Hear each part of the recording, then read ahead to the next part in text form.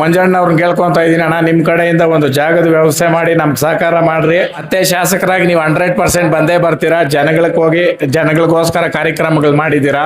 ನಮಸ್ಕಾರ.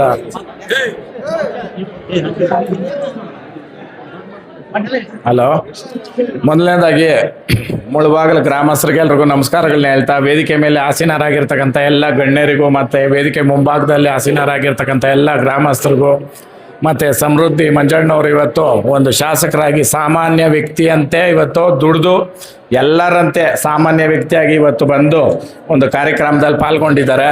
ಅಣ್ಣವ್ರು ಬಂದಿದ ತಕ್ಷಣ ನಾನೊಂದು ಮಾತು ಹೇಳಿದೆ, ನಾನು ಬಂಗಾರಪೇಟೆನಲ್ಲಿ ಹಳ್ಳಿಕ ರೇಸ್ ಮಾಡಬೇಕು ನ್ಯಾಷನಲ್ ಲೆವೆಲ್ ಅಂತ 2ನೇ ಬಾರಿ ನಿರ್ಧಾರ ಮಾಡಿದ್ದೀನಿ.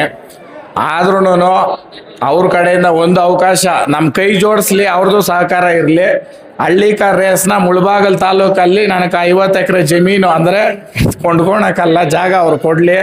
ನಿಮ್ಮ ತಾಲೂಕಲ್ಲೂ ಹಳ್ಳಿಕ ರೇಸ್ ಮಾಡಿ ನ್ಯಾಷನಲ್ ಲೆವೆಲಲ್ಲಿ ಜನ ಸೇರಿಸೋದಕ್ಕೆ ಕಡಿಮೆ ಅಂದರೆ 5 ಲಕ್ಷ ಜನ ಸೇರಿಸಿ ಕಾರ್ಯಕ್ರಮ ಮಾಡಬೇಕು ಅಂತ ನನಗೆ ತುಂಬ ಇಷ್ಟ ಆಗೈತೆ.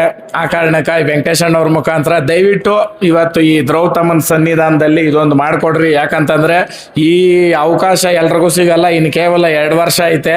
ಮತ್ತೆ ಶಾಸಕರಾಗಿ ನೀವು 100% ಬಂದೇ ಬರ್ತೀರಾ. ಜನಗಳಿಗೆ ಹೋಗಿ ಜನಗಳಿಗೋಸ್ಕರ ಕಾರ್ಯಕ್ರಮಗಳು ಮಾಡಿದ್ದೀರಾ. ಇವತ್ತು ಈ ದ್ರೌಪದಮ್ಮನ ಕರಗ ಮಹೋತ್ಸವ ಸುಮಾರು ವರ್ಷಗಳಿಂದ ನಡ್ಕೊಂಡು ಬಂದೈತೆ.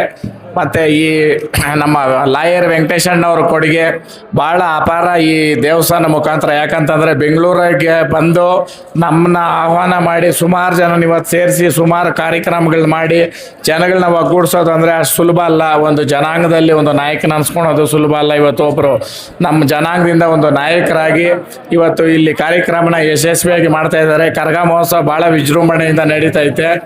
ಮತ್ತು ಇವತ್ತು 5 ಊರಲ್ಲಿ ಇವತ್ತು ಕರಗ ಆ ಕಾರಣಕ್ಕೋಸ್ಕರ ನಾನು ಇವಾಗ ಬಂದು ಸ್ವಲ್ಪ ಬೇಗ ಹೋಗ್ತಾ ಇದ್ದೀನಿ. ಮತ್ತು ಮಂಜಣ್ಣವ್ರನ್ನ ಕೇಳ್ಕೊತ ಇದ್ದೀನಿ, ಅಣ್ಣ ನಿಮ್ಮ ಕಡೆಯಿಂದ ಒಂದು ಜಾಗದ ವ್ಯವಸ್ಥೆ ಮಾಡಿ ನಮ್ಗೆ ಸಹಕಾರ ಮಾಡಿರಿ. ಇನ್ನು ಟೈಮ್ ಐತೆ, ಡಿಸೆಂಬರ್ ಆಗಲಿ, ಮಳೆಗಾಲ ಇವಾಗ ಮಳೆಗಾಲ ಎಲ್ಲ ಮುಗಿದ ಮೇಲೆ ಒಂದು ಮಾಡೋಣ.